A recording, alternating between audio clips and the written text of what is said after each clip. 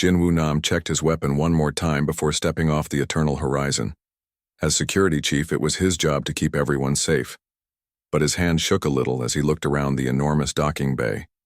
The ceiling was so high above them that it disappeared into darkness. "Stay close together," he told the away team. "We don't know what's in here."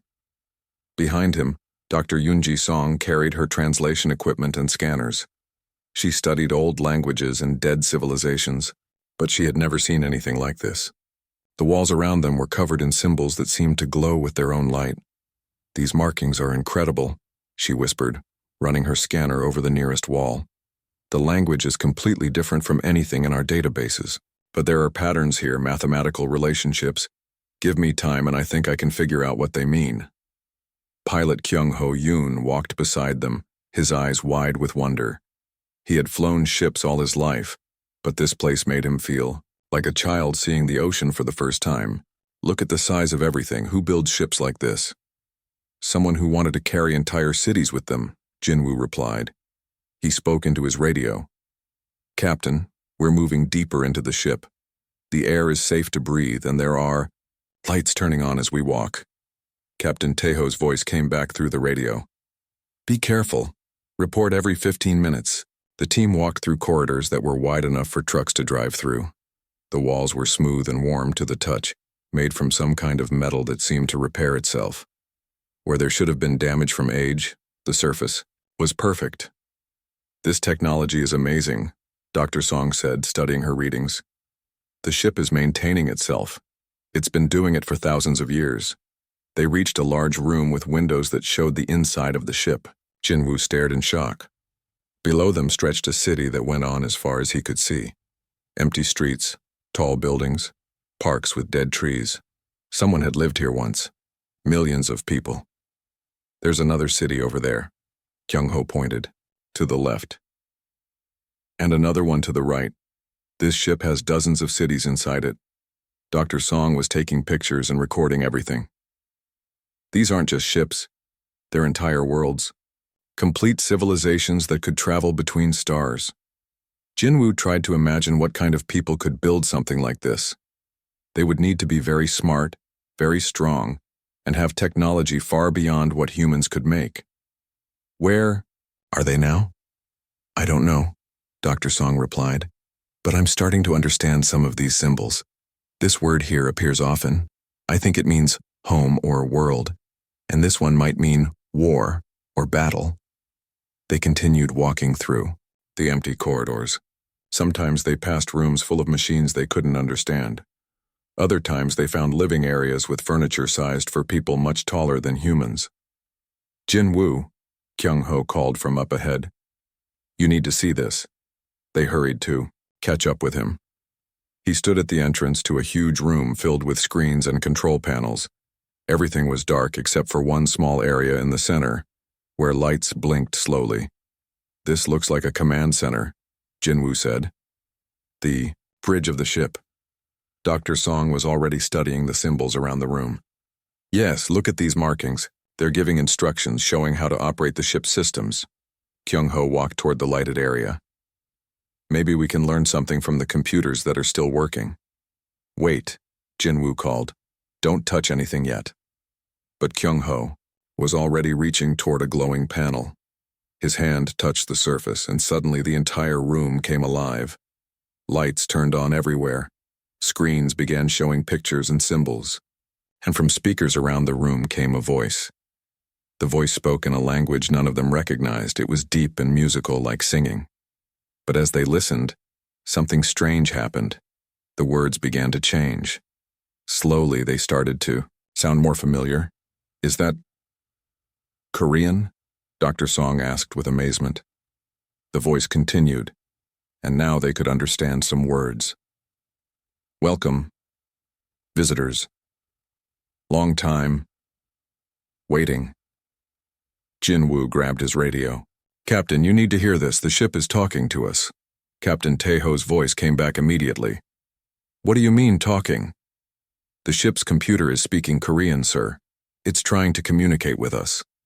The voice from the speakers became clearer. "I am the last sentinel. I have been waiting for someone to come. I have been alone for so long. Dr. Song stepped forward. Last Sentinel, can you understand us? Yes. I have been listening to your radio signals for many years. I learned your languages.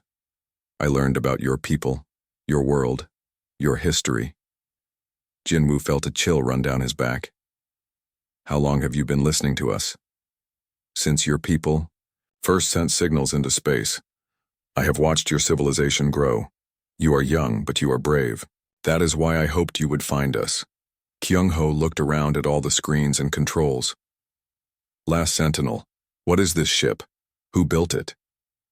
The screens around the room showed pictures of tall, graceful beings with 4 arms and large eyes. They looked peaceful, but their cities were enormous and their ships were like the one they were standing in now. My creators called themselves the Voidborn. They built ships like this one to carry their people across the galaxy. They were explorers and builders, not warriors, but war came to them anyway. Dr. Song was recording everything. What kind of war? The pictures on the screens changed to show terrible battles in space. Ships the size of planets fought against dark, twisted things that looked like they were made of metal and flesh combined.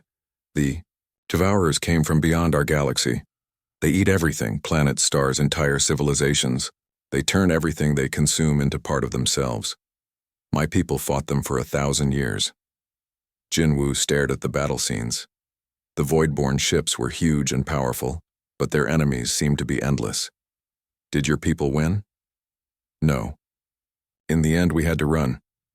The survivors took their planet ships and fled to other galaxies, but some of us stayed behind to watch and wait. Wait for what? Kyung-ho asked. For the Devourers to return. They always return to finish what they started. And now, because of your radio signals, they know there is still life in this galaxy. They are coming back. The room became very quiet. Jinwoo felt his heart beating fast. How long do we have? Not long. Maybe 5 years, maybe 10. But they are coming, and when they arrive, they will eat everything, every planet, every star, every person in your galaxy. Dr. Song's voice was shaking. Is there any way to stop them? The last sentinel was quiet for a moment. Then the screen showed the 7 giant ships floating outside. These ships were built to fight the Devourers. They have weapons that can destroy entire fleets, but they need crews to operate them. My people are gone, but perhaps your people could learn. Jinwoo grabbed his radio again. Captain, are you hearing this? Every word. Get back to the ship now. We need to contact Earth immediately. But Dr. Song had one more question. Last Sentinel, why did you hope humans would find you? Why not one of the other species in the galaxy? Because I have studied your history. Other species avoid danger, try to find safe ways around problems. But humans do impossible things when they have to. You fight when you cannot win. You never give up. If anyone can stop the Devourers, it will be your people. As they walked back through the empty corridors, Jinwoo thought about what they had learned. Somewhere out in the darkness between galaxies, terrible enemies were coming to destroy everything he had ever known. But here in this ancient ship were weapons that might be able to stop them. Do you think we can do it? Kyung-ho asked quietly. Do you think humans can learn to use these ships? Jinwoo looked back at the command center, where the last sentinel waited alone in the darkness. I don't know, but we have to try. Dr. Song was still studying her scanner readings. The technology in these ships is thousands of years ahead of ours. It would take decades just to understand how they work.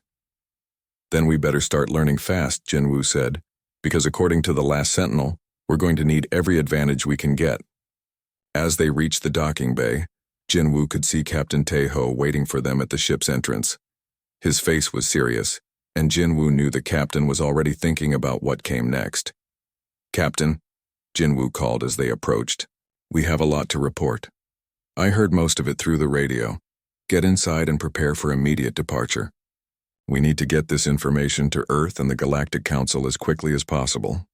As the Eternal Horizon left the ancient ship, Jinwoo looked back at the 7 giant vessels floating in space. They looked peaceful now, but he knew they were weapons of incredible power. Soon, very soon, the galaxy would need them. Captain Tae-ho Kim stood on the bridge of the eternal horizon, watching stars drift past the main viewing screen. His ship had been traveling through empty space for 3 weeks now. The mission was simple: map this quiet part of the galaxy and look for new planets that humans could live on someday. "Captain," called Hyejin Park from her science station. Her fingers moved quickly over the control panel.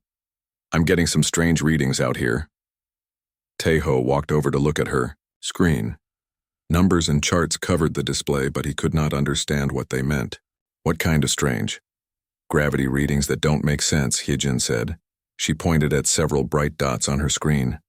"See these? They look like planets, but they're moving too fast. Real planets don't move like this." Dongwoo Lee looked up from his engineering station. "Maybe they're asteroids? Big ones?" Hyejin shook her head. "No, they're too big. Each one is the size of a planet. But they're not orbiting a star. They're just floating out here in empty space."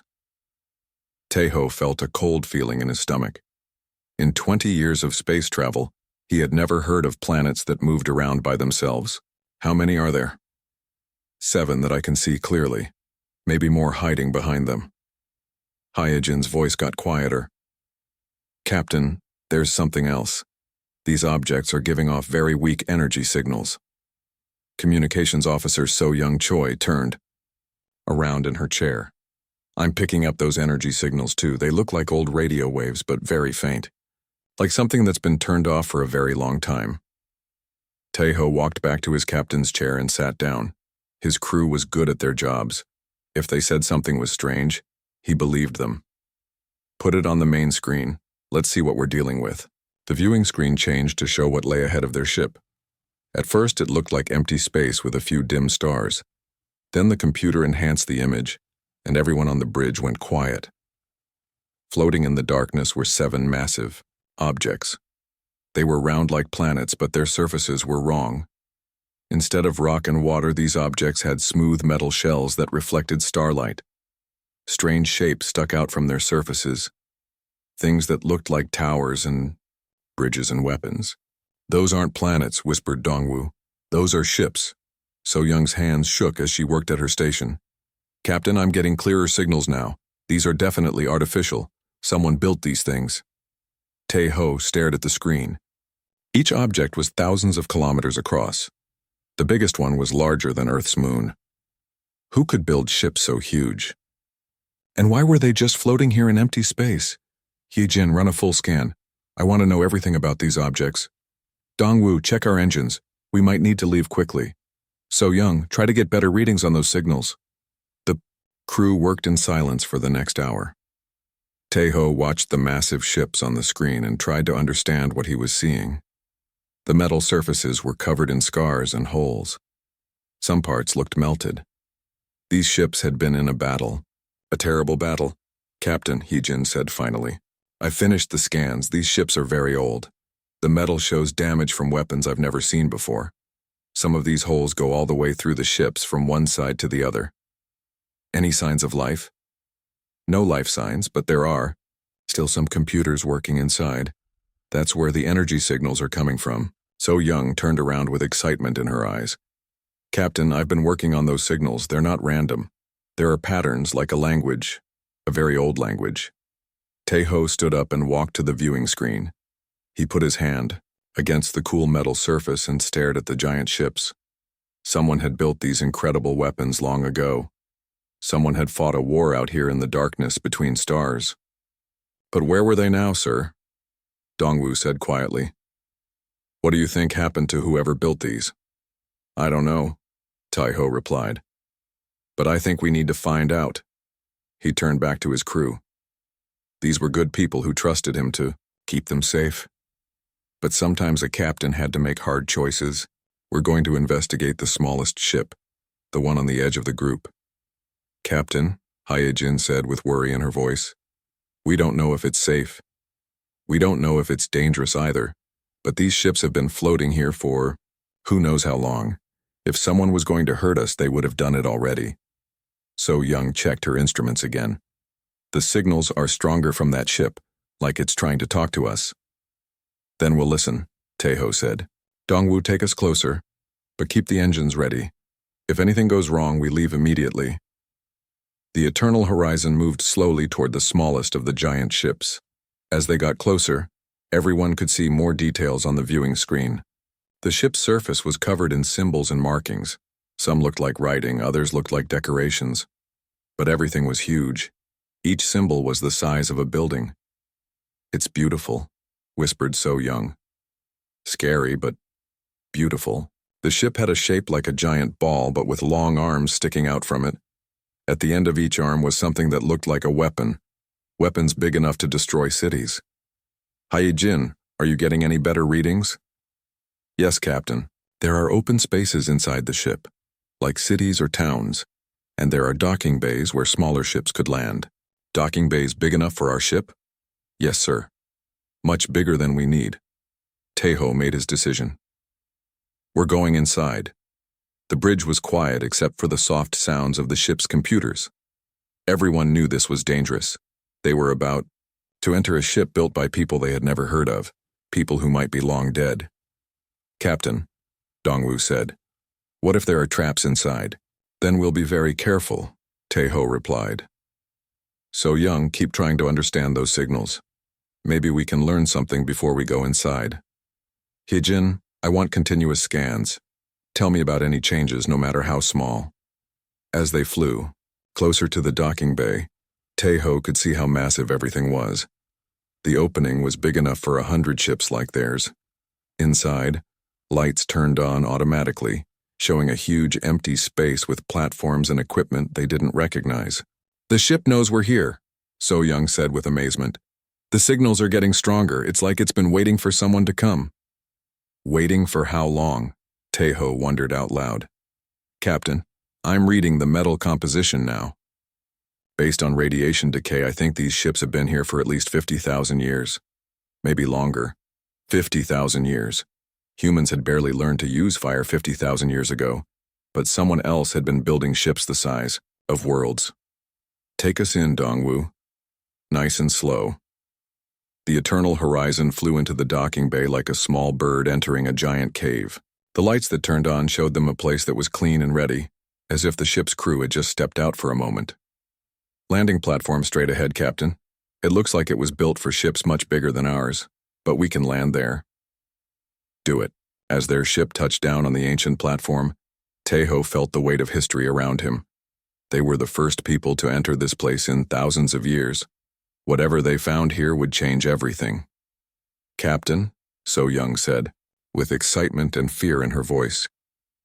The signals are much stronger now, and I think the ship is trying to talk to us. Ambassador Mi Kyung-jang stood in the Great Hall of the Galactic Council on Nexus Prime, looking at representatives from 47 different species. She had never seen the council chamber so quiet. Usually, the different alien races argued loudly about trade agreements and border disputes. Today, they all stared at the holographic images floating above the center table. The images showed the 7 planet-sized ships that Captain Taeho Kim had discovered. Even in the holographic display, the ships looked enormous and frightening. Mi Kyung could see worry on the faces around her, even on alien faces that were hard for humans to read. Council members, Mi Kyung began, her voice echoing in the large room. 3 weeks ago, one of our exploration ships made a discovery that affects every living being in this galaxy. She activated another hologram, showing the battle scenes that the last Sentinel had shared with them. The images of the Devourers made several council members move back in their seats. These enemies destroyed an entire civilization that was far more advanced than any of us. Now they are coming back to finish the job. Chancellor Vextar, a tall blue alien with 6 arms, spoke first. His species, the Xanthari, were known for being very careful about everything. Ambassador Jang, how do we know this information is true? Perhaps this last Sentinel is lying to trick us. Mi Kyung had expected this question. We have confirmed the age of the ships using our best science equipment. They are at least 50,000 years old.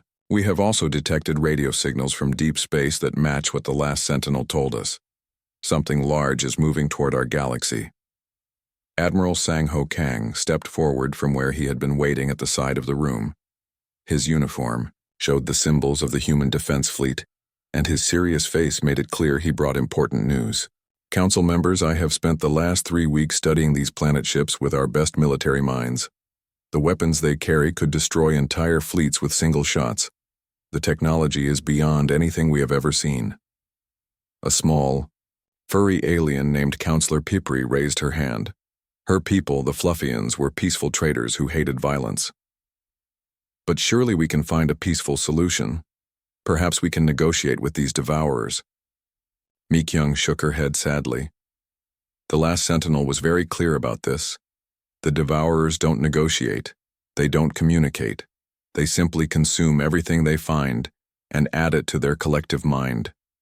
They turned entire civilizations into part of themselves. The room buzzed with worried conversations in dozens of different languages. Mi-kyung waited for them to quiet down, then continued. There is hope, but only if we work together. The planet ships can be restored to working condition. They were built to fight the devourers, and they might be our only chance to survive. General Korthak, a warrior from the proud Mandarian Empire, stood up with a loud laugh. You expect us to trust human leadership in this matter? Your species has been in space for less than 200 years. We have been building fleets for thousands of years. Mi-kyung felt anger rising in her chest, but she kept her voice calm. General, with respect, your thousands of years of experience have never faced an enemy like this.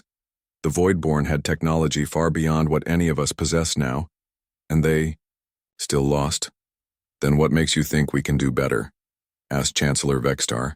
Admiral Sang-Ho stepped forward. Because we fight differently. I have studied the battle records from the last Sentinel.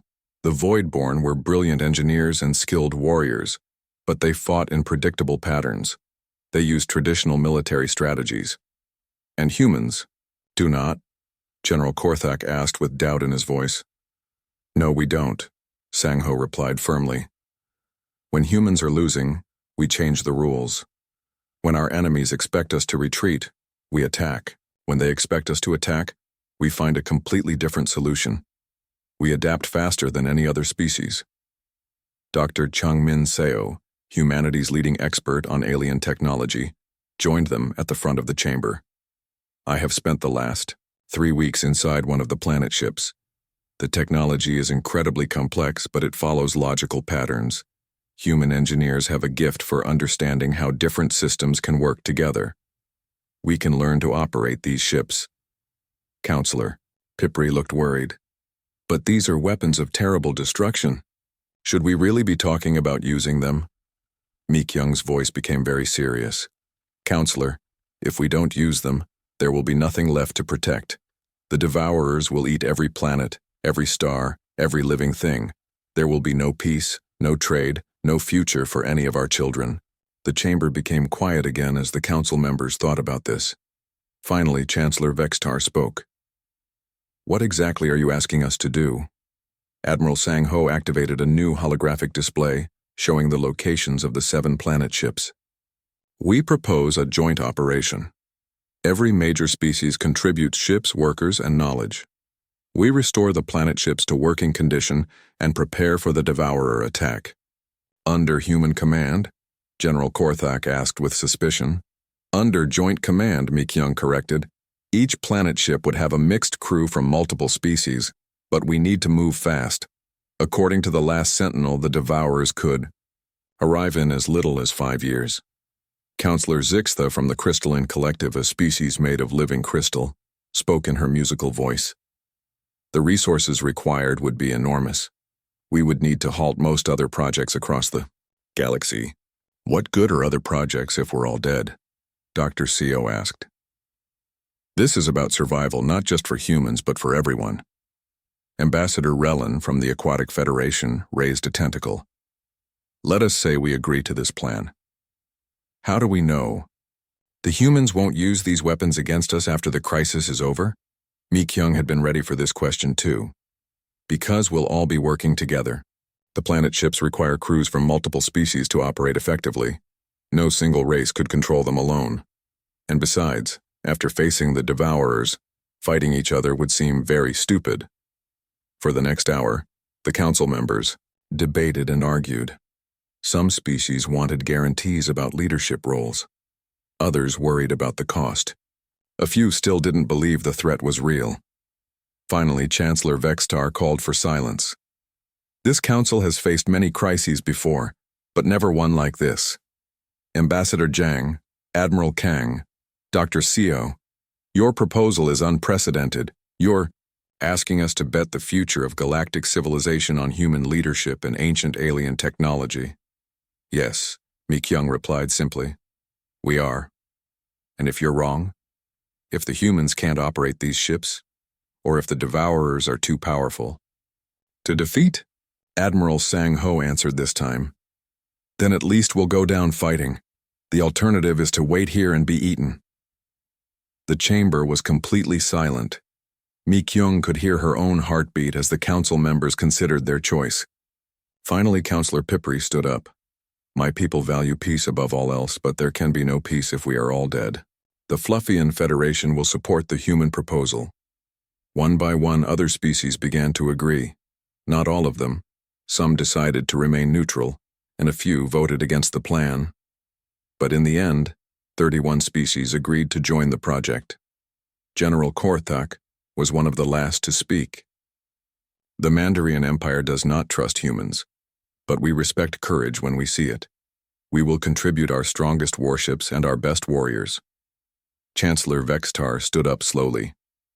The Zenthari Republic will provide our finest engineers and our most advanced technology. May the universe help us all. As the council session ended, Mi Kyung felt both relief and terror. They had convinced most of the galaxy to support their plan, but now the real work began. They had to restore 7 planet-sized warships and prepare for a war against enemies that had destroyed civilizations far more advanced than their own. Admiral Sang Ho joined her as they walked out of the chamber. Think we can really do this? Mi Kyung looked back at the holographic display still showing the ancient ships. We have to. There's no choice anymore. Dr. Seo caught up with them in the hallway. I've already begun preparations to return to the ships. The last sentinel is waiting for us. It says it can teach us how the weapons work, but we need to start immediately. How long to get the first ship operational? Admiral Sang Ho asked. If everything goes perfectly and we have the full support of every species that promised to help, maybe 2 years, more likely 3 or 4. Mi Kyung felt a cold fear in her stomach. And the Devourers?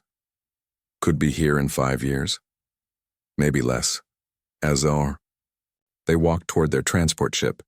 Mi Kyung thought about Earth and all the human colonies spread across the galaxy. Soon, millions of people from dozens of species would be working together on the most important project in galactic history. The fate of everything they knew depended on whether they could learn to use weapons built by a dead civilization. At Ibar, least we won't be bored, Admiral Sang Ho said with a grim smile. Mi Kyung almost smiled back. No, we definitely won't be bored. Fleet Commander Jae Sung Oh stood on the observation deck of his command ship, watching the most amazing construction project in galactic history. Around the 7 planet ships, thousands of vessels from dozens of different species worked day and night. The space around the ancient vessels looked like busy cities with ships moving in every direction. Commander, his aide called from across the deck. Chief Engineer Lim is requesting another meeting about the power systems. Jae Sung nodded and walked toward the conference room. 3 months into the project, they were making good progress, but every day brought new challenges. Working with technology that was 50,000 years old was like trying to fix a computer with stone tools. Chief Engineer Hyojin Lim was waiting for him with holographic displays showing the inside of the largest planet ship. Her team had been working inside the vessel for weeks, trying to understand how the power systems worked. Commander, we've made a breakthrough, she said with excitement in her voice. The power source for these ships is incredible. They use controlled black holes to generate energy. Jae Sung stared at the display. Black holes? Isn't that incredibly dangerous? Normally, yes. But the Voidborn figured out how to contain them using gravity fields. Each ship has 3 micro black holes in its core. Together they can generate enough power to destroy stars. How long until we can get them working? Hyojin's expression became more serious. That's the problem. The containment systems are damaged on most of the ships. If we turn on the power wrong, the black holes could escape and destroy everything within 100 light years. Jae-sung felt a cold fear in his stomach. What do you need? Time, mostly, and the last Sentinel's help. It's the only one that really understands how these systems work. But it can only communicate with one team at a time, and we have 7 ships to restore. Across the fleet, Medical Officer Woo Jin Park was dealing with different problems. His job was to make sure the thousands of workers from different species could live and work together without killing each other. Some aliens breathed different gases, others needed different temperatures, and a few species had been enemies for centuries. Dr. Park called his assistant, a young human named Yuri. We have another fight in Section 7. The Mandarian engineers and the Zenthari technicians are arguing about safety procedures again. Woo Jin sighed and grabbed his medical bag. Let me guess. The Mandarians want to work faster and take more risks, while the Zenthari want to study every detail for months before doing anything. How did you know? It's the same argument we've had 50 times this week. Come on, let's go fix this. They found the 2 groups of aliens standing on opposite sides of a corridor, shouting at each other in their own languages. The Mandarians were tall and muscular, with gray skin and sharp teeth. The Zenthari were thin and blue with 6 arms that moved constantly when they talked. Neither group looked happy. What's the problem this time? Woo Jin asked. The Mandarian leader, a warrior named Grektor, spoke first. These cowards want to spend 3 weeks testing a simple power connection. We could have it working in 3 hours, and you would probably blow up the entire section, replied the Zenthari engineer Vexilima. This technology is beyond anything we understand. One mistake could kill thousands of people. Woo Jin had learned that the best way to handle these arguments was to find something both groups could agree on. You're both right. Commander Grektor, we do need to work quickly. Engineer Vexilima, safety is very important, so let's compromise. Test the connection for 1 day instead of 3 weeks. If it works, we install it. If there are problems, we take more time to study them. Both groups grumbled, but they agreed. Woo Jin had found that most conflicts could be solved if people felt like they were being heard. Meanwhile, Intelligence Officer Sun Mi Lee was working on a different kind of problem. Her job was to study the information the last Sentinel had given them about the Devourers. The more she learned, the more worried she became. The enemy ships are not like anything we've ever seen, she explained to a group of military officers from different species. They're part machine and part living creature. They can repair themselves by eating the wreckage of destroyed ships. General Korthak, the Mandarian warrior, leaned forward. How do we fight enemies that can heal themselves? The last Sentinel says we need to destroy them completely. If even a small piece survives, it can grow into a new ship.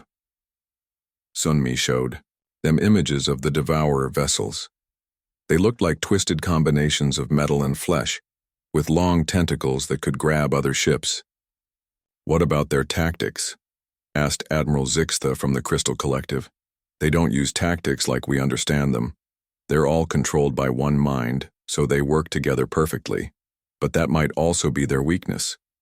If we can confuse the central mind, the individual ships might not know what to do. Captain Seok-ho Kim, Taeho's younger brother, had been given command of the first planet ship to be restored. He stood in the enormous command center, trying to understand the controls that were built for people much taller than humans. Last Sentinel, he called out to the ship's artificial intelligence. These weapon controls are too big for human hands. How are we supposed to operate them? The last Sentinel's voice came from speakers around the room. The ship can adjust its interfaces for different species. Watch. The control panels began to change, shrinking and reshaping themselves until they fit human hands. Chairs moved to the right height, and displays adjusted to show information in ways humans could understand. That's incredible, said Seok-ho. But what about crew members from other species? Each station can be customized for whoever is using it. The Voidborn ships were designed to carry many different races. Your mixed crews will work well together. Siako practiced with the controls for hours every day. The weapons systems were beyond anything humans had ever built. The main guns could destroy entire fleets with a single shot. The defensive shields could stop attacks that would shatter planets. But learning to use everything properly was like trying to learn to fly a spaceship when you've only ever driven a bicycle. Last Sentinel, how long did it take Voidborn crews to learn these systems? Voidborn children began training at age 50. They were considered ready for battle duty at age 300. Siako felt a sinking feeling in his stomach.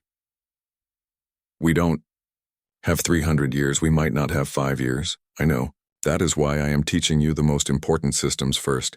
You may not be experts, but you will be able to fight. Back on the command ship, Fleet Commander Jae-sung received reports from all 7 restoration sites. The news was mixed. 2 ships were almost ready for basic operations. 3 more needed several months of work. The last 2 had major damage that might take years to repair. Commander, Chief Engineer Hyojin called from her workstation. We're getting long-range sensor readings. Something big is moving toward our galaxy. Jae-sung hurried to her station. The display showed the edge of the galaxy, with a cluster of moving objects approaching from the void between galaxies. How far away? He asked. At their current speed, maybe 4 years until they reach our outer colonies. But Commander, look at the size readings. Jae-sung stared at the numbers on the screen. The approaching fleet was enormous. Thousands of ships, some larger than the planet ships they were trying to restore. Get me a direct connection to Earth and Nexus Prime immediately. Everyone needs to know about this. Within hours, the news spread across the galaxy. The Devourers were coming faster than anyone had hoped. The restoration project, which had already seemed impossible, now became desperate. On the planet ship Terra's Wrath, Captain Siak-ho gathered his mixed crew of humans, Centauri, Mandarians, and others. They came from species that had been enemies for centuries, but now they had to work together to save everything they knew.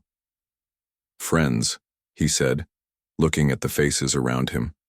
Some were human, others were alien, but all of them showed the same determination. We have less time than we thought. The enemy is coming and we're going to be the first line of defense. A Centauri engineer raised 2 of her arms. Captain, the ship is not fully operational. Many systems are still being repaired. Then we'll fight with what we have, Sioko replied.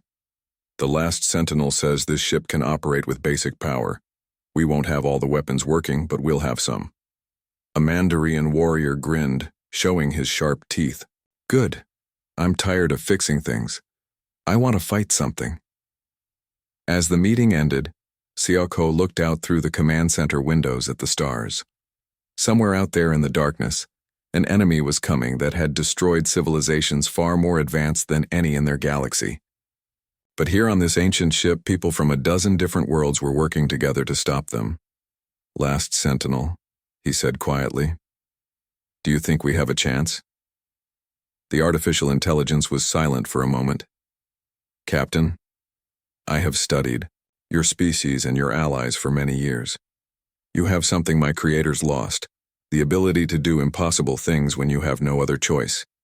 If anyone can stop the Devourers, it will be your people working together. Xiaoko nodded and returned to his duties. In less than 4 years, they would face the greatest test in galactic history, but they would not face it alone. Admiral Jong-Soo Han stood on the bridge of the planet ship Terra's Wrath, watching the most important battle in galactic history begin. Through the massive viewing windows, he could see the other restored planet ships taking their positions near the galactic core. Behind them, thousands of regular warships from 40 different species waited for orders. Admiral, called his tactical advisor Na Young-shin from her station. Enemy fleet has entered our sensor range. Sir, there are so many of them. Jong-soo looked at the tactical display and felt his heart sink. The Devourer fleet was larger than anything they had imagined. Ships the size of moons moved in perfect formation, accompanied by massive harvester vessels that looked like metal spiders with planet-sized bodies. "How many?" he asked. "Over 10,000 large ships, sir, and millions of smaller attack vessels." Na-Young's voice was steady, but Jong-Soo could hear the fear underneath. "They're arranged in a formation we've never seen before." Jong-Soo activated the communication system that connected all 7 planet ships. "All commanders, this is Admiral Han. The enemy is here. Remember your training, trust your crews, and fight for everything you love." Captain Min Ho Kwan responded from the planet ship Human Resolve. "Admiral, my ship is ready. The gravity weapons are charged and the shields are at full power." Similar reports came from the other ship commanders. After 3 years of desperate work, they had restored 5 planet ships to fighting condition. 2 others were partially operational and would provide support. It wasn't perfect, but it would have to be enough. "Last Sentinel," Jong-Soo called, to the ship's artificial intelligence. "Are you ready?" "I have been ready for 50,000 years, Admiral. Today, we finish what my creators could not." The Devourer fleet moved forward like a dark cloud covering the stars. As they got closer, Jong-Soo could see the terrible details of the enemy ships. They were covered in spines and tentacles that moved like living things. Parts of their hulls pulsed like beating hearts. "Sir," Na-Young reported, "they're not attacking in waves like we expected. They're all coming at once." "Then we hit them with everything we have," Jong-Soo replied. He opened communication to the entire Allied fleet. "All ships, begin attack pattern Alpha. Planet ships will engage the largest targets. Support vessels, protect our flanks and watch for breakthrough attempts." The battle began with a flash of light brighter than a star. Terra's Wrath fired its main gravity weapon at the closest Devourer harvester ship. The beam of twisted space-time struck the enemy vessel and tore it apart at the molecular level. Where a ship the size of a small moon had been, now there was only scattered debris. "Direct hit!" Na-Young called with excitement. "Target destroyed." But Jong-Soo's celebration was short-lived. As he watched, the debris from the destroyed ship began moving back together. The scattered pieces merged and reformed, becoming 2 smaller ships instead of 1 large one. "They're regenerating," he said with horror. "Na-Young, order all ships to focus fire. We need to completely destroy the wreckage, not just break it up." Around them, the battle became chaos. The regular Galactic fleet fought bravely, but their weapons barely scratched the Devourer ships. Only the planet ships had weapons powerful enough to do real damage, but there were only 7 of them against thousands of enemies. Captain Min Ho's ship, Human Resolve, was surrounded by enemy vessels. "Admiral, they're trying to board us. The Devourers are sending landing craft filled with some kind of creatures." "Use the point defense systems," Jong-Soo ordered. "Don't let anything get close to your hull." But even as they fought off the boarding attempts, more Devourer ships kept coming. For every enemy they destroyed completely, 2 more took its place. Science Officer Yeo Jin Ham, working at her station on Terra's Wrath, made a terrible discovery. "Admiral, I've been studying their formation patterns. They're not just attacking randomly. They're learning from each battle, adapting their tactics in real time." Jong-Soo understood immediately. They're sharing information through their hive mind. "Every time we destroy one ship, all the others learn how we did it. Sir, that means our tactics will only work once. After that, they'll know how to counter them." Jong-Soo opened communication to all planet ships. "All commanders, we need to change our approach. The enemy adapts to predictable attacks. From now on, we're going to be completely unpredictable." Captain Seok-Ho Kim, commanding the planet ship Final Stand, understood immediately. "You mean fight like humans, Admiral?" "Exactly. No formations, no standard tactics. Make up new strategies, as you go. Confuse them. What happened next would be studied by military historians for generations. Instead of fighting like a disciplined fleet, the planet ships began acting like individual warriors. Captain Min Ho used his ship's gravity weapons to create artificial black holes that pulled enemy ships together, then detonated them all at once. Captain Seok-Ho flew his massive ship like a fighter, dodging between enemy formations and attacking from unexpected directions. The Devourer fleet, controlled by their collective mind, couldn't adapt fast enough to the chaotic human tactics. Their perfect coordination became a weakness when their enemies refused to follow any pattern. But the battle was far from over. The Devourer mothership, a twisted metal planet covered in weapon ports, began moving toward the center of the battle. It was larger than any of the planet ships, and its weapons could destroy entire fleets with each shot. "All ships focus on that mothership," Jiangsu ordered. "If we can destroy their central command, the rest of the fleet might lose coordination." The planet ships concentrated their fire on the massive enemy vessel, but its shields were incredibly strong. Even their most powerful weapons only made small dents in its defenses. "Admiral," Na Young called urgently. "Captain Minho's ship is badly damaged. They're losing power, and their shields are failing." Jiangsu watched as human resolve drifted helplessly while enemy ships moved in for the kill. "All ships provide cover for human resolve, but Captain Minho had other plans." His voice came over the communication system, calm and determined. "Admiral, my ship can't fight anymore, but it can still move. I'm going to ram the mothership." "Captain, that's suicide. Your crew will be killed." "My crew already voted, Admiral. We're all volunteers. If we can take out their command ship, it might give you the chance you need to win." Jiangsu wanted to order him to retreat, but he knew Minho was right. The mothership was too strong to destroy with conventional attacks, but a planet-sized ship moving at full speed might be able to break through its defenses. "Captain Minho, it has been an honor serving with you." "The honor was mine, Admiral. Give them hell." Human resolve accelerated toward the Devourer mothership, its engines pushing the massive vessel faster than it had ever moved before. Enemy ships fired everything they had at the approaching planet ship, but Minho's crew had put all remaining power into the forward shields. The collision was visible across the entire star system. Human resolve struck the mothership with the force of a colliding planet. Both ships exploded in a flash of light that temporarily blinded every sensor in the battle area. When the light faded, the mothership was gone, and so was human resolve. But something amazing had happened. The Devourer fleet, suddenly cut off from their central command, began attacking each other. Without the mothership's controlling intelligence, the individual ships couldn't tell friend from enemy. "Now," Jiangsu shouted. "While they're confused, all ships attack with everything you have." The remaining planet ships and the surviving regular fleet struck at the disorganized Devourers. Without their perfect coordination, the enemy ships were vulnerable.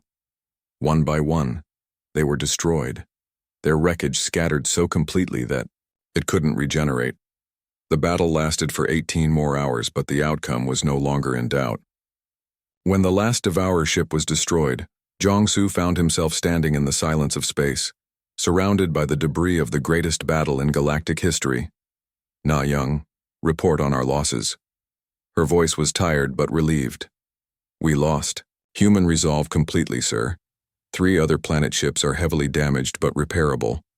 Regular fleet losses are significant. But we won, Admiral. The Devourers are destroyed." Jiangsu nodded and looked out at the stars. "Open a channel to all surviving ships." His voice was broadcast to thousands of vessels across the battle area. "Warriors of the galaxy, today we have achieved the impossible. We have defeated an enemy that destroyed civilizations far more advanced than our own. We did it by working together, by refusing to give up, and by remembering that sometimes the only way to win is to change the rules." He paused, thinking of Captain Minho and all the others who had died in the battle. "We will remember our fallen friends. We will rebuild what was damaged, and we will make sure this galaxy is ready if such threats ever come again." Years later, Admiral Jiangsu stood on the observation deck of Terra's Wrath as it led a fleet of exploration ships toward the edge of the galaxy. The restored planet ships now served as mobile bases for missions to other galaxies, ensuring that the combined civilizations would never be caught off guard again. The galaxy had been forever changed by the war. The different species worked together, more closely than ever before. Humans were no longer considered a junior race but respected as the architects of galactic salvation.